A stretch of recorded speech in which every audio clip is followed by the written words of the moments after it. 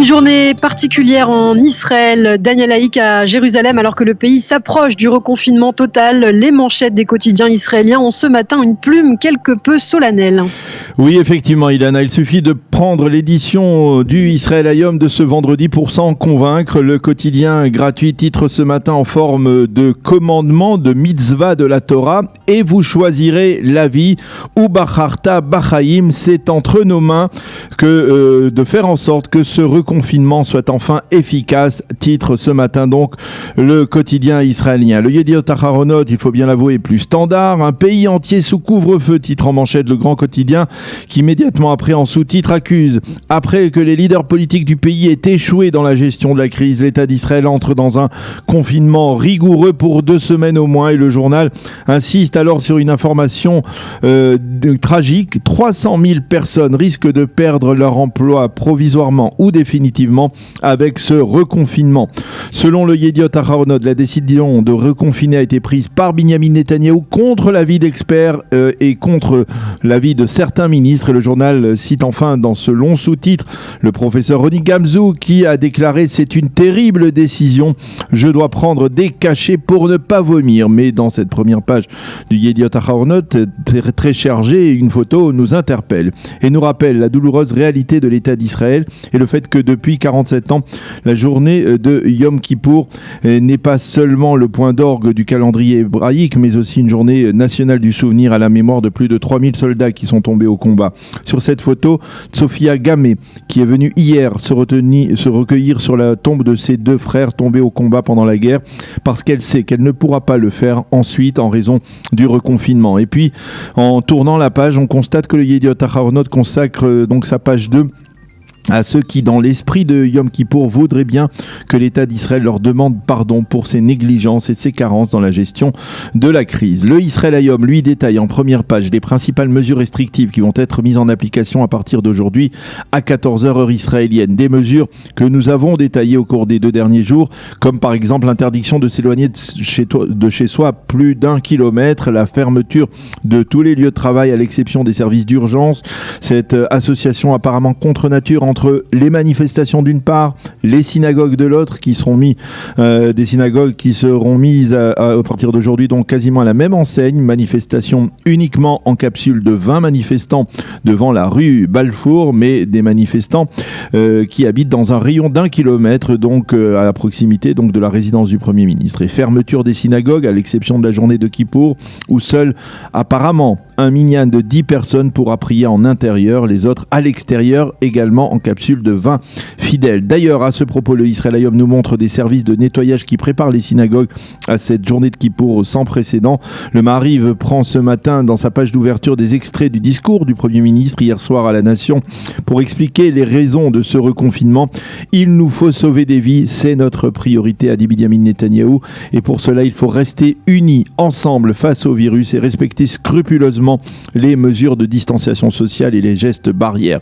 Le Premier ministre a fermement rejeté ceux qui l'ont accusé de populisme et s'est défendu face à ceux qui lui ont reproché d'avoir instauré le couvre-feu uniquement pour empêcher les manifestations de la rue Balfour. Ces manifestations servent mes intérêts politiques car elles montrent l'extrémisme des manifestants.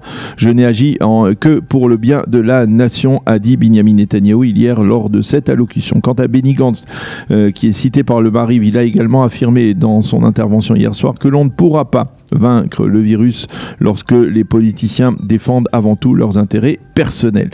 Les sites orthodoxes d'information reviennent sur l'allocution de Binyamin Netanyahou qui a parlé de ces jours terribles, de ces Yamim Noraïm dans le double sens du terme, pas seulement bien entendu la période entre Rosh Hashanah et Kippour, mais également donc ces jours terribles de reconfinement. Et le site Kikar HaShabbat salue le fait que le Premier ministre a remercié les rabbins pour avoir accepté de prier en extérieur durant la journée de Kippour, un geste qui n'est pas évident, d'autant plus que, comme le souligne l'ensemble des sites d'information, la journée de Kippour lundi sera une journée de forte chaleur avec des températures autour des 34 degrés à Jérusalem, ce qui risque de rendre ce jeûne plus difficile encore. Le site Ynet nous offre ce matin un guide des mesures qui vont être imposées à partir de 14h et en marge, il indique qu'en France, on est engagé dans une course contre la montre pour tenter d'éviter le reconfinement après que l'on ait recensé apparemment 16 000 nouveaux cas par jour de Covid-19. Qu'écrivent les éditorialistes dans cette journée particulière? Dans le Israël Hayom, Etanor qui demande ce matin aux Israéliens de ne pas mépriser la solidarité. Il faut la solidarité nationale. Il ne faut pas oublier que les diverses composantes de la société israélienne qui paraissent aujourd'hui si clivées ont su faire front ensemble face au virus au début de la première vague. Il faut revenir à cette solidarité nationale, écrit-il.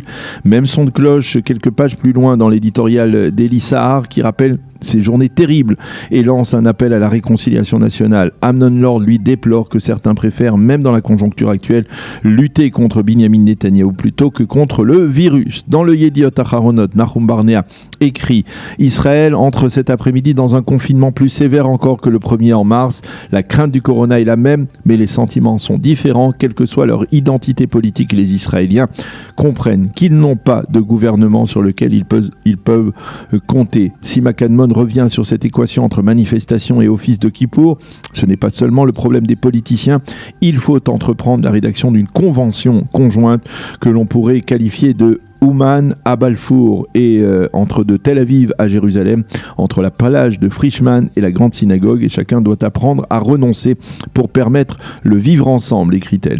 Quant à Amit Segal, il revient sur la proposition faite la semaine dernière dans le Maariv par son collègue Kalman Lipskin, selon laquelle Binyamin Netanyahou doit accepter au plus vite un accord de compromis dans son procès, accord qui lui permettra de mettre fin à la saga politique actuelle. Et Segal explique que l'option d'une grâce présidentielle qui libérerait Binyamin Netanyahou après que celui-ci ait accepté un compromis dans ses dossiers judiciaires est aujourd'hui plus réaliste qu'on ne le pense. Et puis Daniel, nous terminerons ce survol des éditoriaux de la presse israélienne par celui du Haaretz. Oui, effectivement, le Haaretz parle dans un éditorial de l'obsession de Binyamin Netanyahou envers les manifestants. Celle-ci n'a qu'un but, faire taire la voix du peuple. C'est le bouc émissaire pour masquer l'échec de Netanyahou dans la crise. Titre ou annonce ce matin donc le Haaretz dans cet éditorial. C'est la fin de cette revue de la presse.